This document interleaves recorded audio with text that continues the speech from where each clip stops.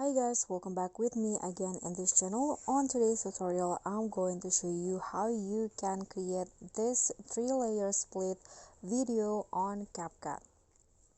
So in here, you can start by opening your CapCut apps on your phone and then click on new projects and choose 3 videos to create the 3 split video.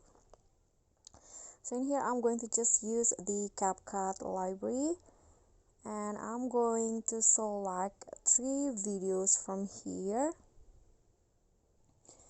Okay, for example, I'm choosing these 3 videos, so don't click add but click on collage to easily create these 3 split videos.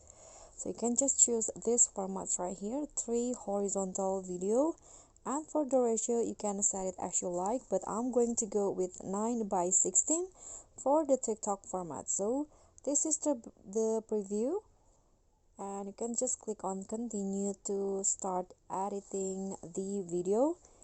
Here, if you see, the 3 videos have a different length, so if you want to make it the same, you can just click on the video and trim the video one by one like this.